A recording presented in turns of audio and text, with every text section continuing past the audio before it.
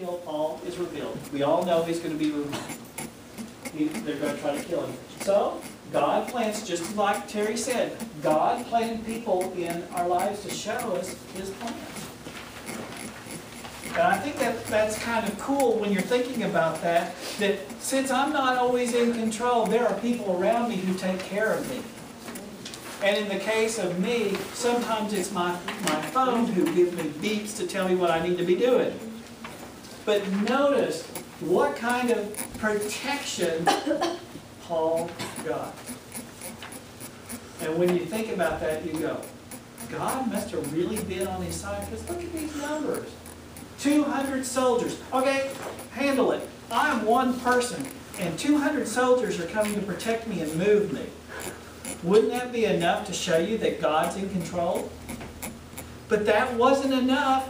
He also put 70 people on horses. And he put 200 more spearmen. And 479 armed men. They escorted Paul out of Jerusalem. If that's not a classic example of God protecting us and taking care of us and loving us when we need it the most, I don't know what is. Does anybody know how many people that is right there?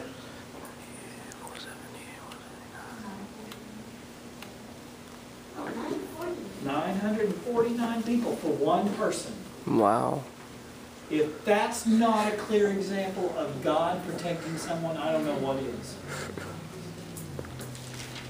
And Paul secured safety until the accusers arrived. That's the whole major point. They moved Paul out of Jerusalem, took him somewhere else, and next week we're going to talk about that somewhere else part and what Paul was doing there. But it's very important for us to understand that Sanhedrin government was out to get him, but the military people in God said, it's not his time to go, and they took him out of the situation. So, this is where I can finally say, this is where Paul was drawing from the right source. He had come to totally depend upon God to protect him. And that's when you learn to draw from the right person. He listened to what God told him to do, and as he listened to what God told him to do, God protected him. So what can we say about it? Even the most devout Christians suffer despair and discouragement.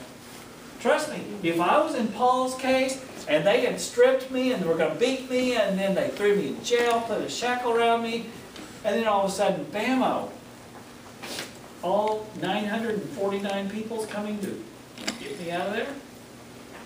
Sometimes you can be despaired.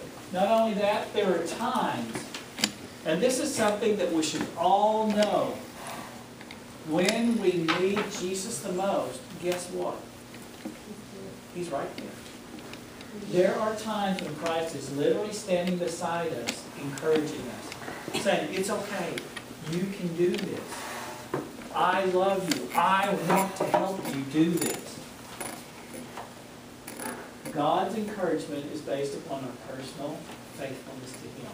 The more we can trust to God to help us, the more He will do for us.